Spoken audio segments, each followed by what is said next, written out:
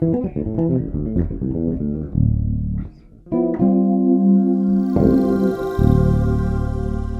guys, do we really need to learn how to play chords on the bass? Will you ever be required to play chords on a gig? Do we really need to hear another solo bass concert? Am I asking way too many questions? Well, I'm here to tell you today that even though playing chords on bass isn't part of the functional role of a bass guitarist, there's hidden benefits to practicing this stuff. So grab your bass and let's get started. So why would you want to learn how to play chords on your bass? Firstly, many bass players can't hear and recognize different chord qualities. This is a direct result of never hearing chords being played in the first person. For over 30 years, I've been preaching that most ear training takes place while you're practicing your instrument.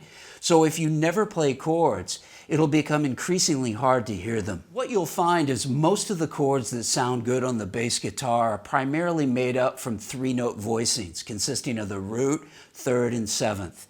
To get better voice leading and a cleaner sound, there's two basic ways that we can apply this to the fingerboard. The first way to play the voicing is where the root of the chord is on the E string. So if I take an F sharp 7th chord, it's going to sound like this. The second way is where I take the root and play that on the A string. So if I play a C 7th chord, it'll sound like this. A really cool way to practice this is by taking what's called an extended dominant cycle pattern, starting from the sharp 4 and then moving this through the cycle of fourths until we get to the tonic of the key.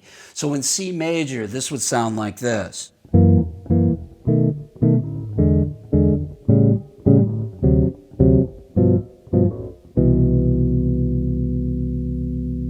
We can expand on this exercise by taking tritone substitutes of each of the chords in the cycle by starting on C7.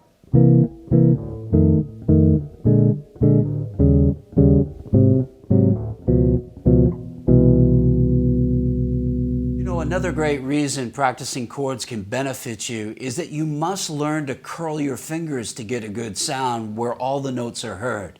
This is the exact same technique that you need to learn for playing single note lines on your bass. Another great exercise is to combine both cycles together. So if I start on F sharp 7, I'm going to have this.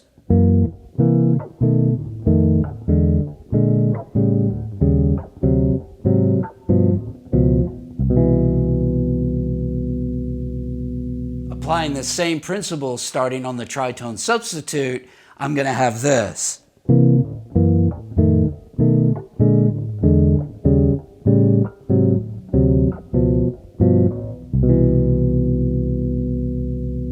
So the next step would be to isolate the 3rd and the 7th voicings. And what I want you to notice is how they create smooth voice leading because they're moving down in minor seconds. So we've got this.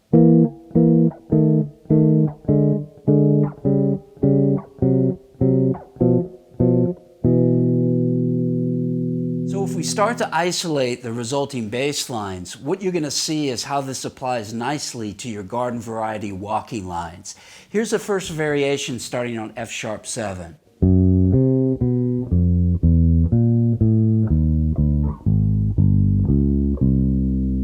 Okay, if I do the same thing a tritone above, or starting on the tritone substitute of F sharp 7, which is C7, this is what I'm going to have.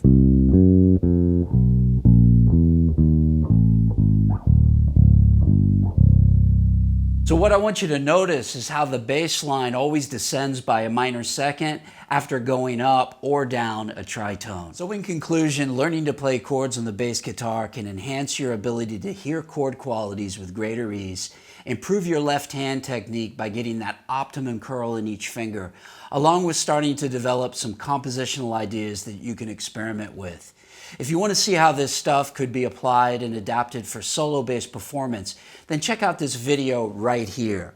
Also, if you aren't quite sure what extended dominant 7th chords are or the theory behind them, then you've got to get my book, Functional Harmonic Concepts.